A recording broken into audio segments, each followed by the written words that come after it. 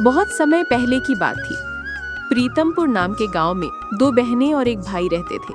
उनके माँ बाप बहुत पहले चल बसे थे। दोनों बहनें अपने छोटे भाई का लालन पालन करती थी। बड़ी बहन खूबसूरत तो थी, किंतु दिल से वो जालिम और क्रूर थी। उसे आदमी का मांस खाने की लत पड़ गई थी। ऐसा प्रतीत होता था कि उसके शरीर में राक्षस छिपा हुआ हो। दूसरी बहन सहृदय और दयालु थी और बड़ी बहन का सम्मान तथा छोटे भाई को प्यार करती थी। वो अपने भाई को दिल का टुकड़ा और आंखों की पुतली समझती थी। छोटा भाई दिखने में बहुत अलग और कोमल दिखता था। उसे देखकर बड़ी बहन के मुंह से लार टपकती थी।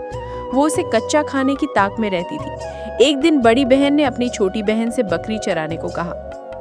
वो कहती थी कि वो घर में ठहरते खाना पकाएंगी और भाई की देखभाल करेंगी। पर दूसरी बहन को बड़ी बहन की कुसिक नियत भा गई। वो भाई को अकेले घर में छोड़कर कहीं कतई नहीं जाएगी।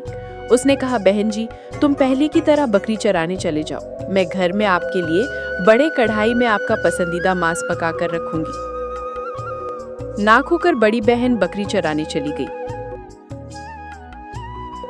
छोटी बहन ने बाड़े से एक बकरी पकड़कर लाया और उसका वध किया और बड़ी बहन के घर लौटने से पहले भाई को कहीं सुरक्षित छिपा दिया।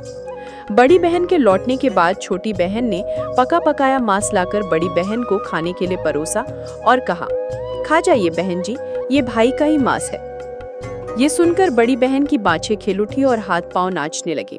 उसने चाव से मांस खाया, लेकिन खाने के बाद उसे मालूम हुआ कि ये आदमी का मांस नहीं है। फिर भी मुंह से एक शब्द भी नहीं निकला। दूसरे दिन बड़ी बहन ने छोटी बहन से बकरी चराने को कहा। इस बार छोटी बहन के पास घर पर ठहरने के लिए कोई बहाना नहीं रह गया। विवश होकर छोटे भाई को छिपाने के बाद वो बाहर चली गई। शाम को छोटी बहन घर लौटी। बड़ी बहन ने भाई की एक उंगली निकालकर उससे कहा, तुमने कल मुझे धोखा दी थी। आज मैंने भाई का वध कर खाया है। ये लो, तुम्हारे लिए बस एक उंगली बची है। बात सुनकर छोटी बहन बहुत दुखी हुई और अपार आक्रोश हुआ, परंतु बड़ी बहन पर वो कुछ नहीं कर पाती। असीम पीड़ा सहते हुए वो बड़े दुख से रो रही थी और भाई की उंगली थामे जंगल के पास एक स्तूप बनाया और उंगली को स्तूप के अंदर रखी। अगले दिन छोटी बहन बकरी चराने जंगल पर गई। वहां उसने पाया कि स्तूप एक छोटे मंदिर के रूप में बदला। उसे बड़ा आश्चर्य हुआ। देखते देखते ही हवा की एक तेज झोंका आई, जिससे उसकी गोद में रखी ऊनी तौलिया बाहर निकलकर हवा के साथ मंदिर के भीतर चली गई। तौलिया का पीछा करते हुए दूसरी बहन भी मंदिर के अंदर पहुंची।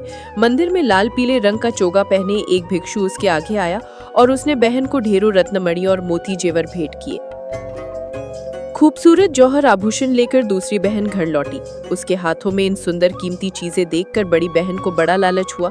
उसने ऐसी चीजों के आने का रहस्य पूछा।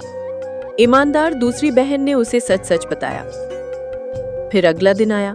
बड़ी बहन अपनी बहन की नकल कर गोद में ऊनी तौलिया लिए मंदिर के सामने गई। वहां पहुंचने के बाद हवा की कई झोंकी आई, लेकिन उसकी गोद से तौलिया नहीं हिला। लाचार होकर बड़ी बहन ने तौलिया को मंदिर के छत पर फेंका। वो खुद मंदिर के भीतर गई। कल के उस भिक्षु ने उसका आवभगत किया और उसके सिर और गर्दन पर अनेकों रत्नमणि और जौहर मोती पहना दिए। अनंत प्रसन्नता के साथ बड़ी बहन घर की ओर चली गई। राक्षस जैसी बड़ी बहन तब एक हरी भरी झील के पास पहुंची। वो ये देखना चाहती थी कि पानी में सुंदर आभूषण पहने उसकी परछाई कैसी है, किंतु झील के पानी में अपनी परछाई देखकर वो बहुत डर गई। भय आतंक के मारे वो झील में गिरकर काल के मुंह में चली गई। दरअसल उसने अपनी परछाई पर जो पहनी हुई चीजें देखी थी, वो कोई रत्न पन्ने और जेवर नहीं थे। वो उसके सिर माथे पर कुंडली मारे बैठे जहरीले सांप और गर्दन छाती पर रेंगते विषाक्त कीड़े मकोड़े थे। ये थी आज की कहानी। मिलते हैं अगली कहानी में। तब तक के लिए अपना ख्याल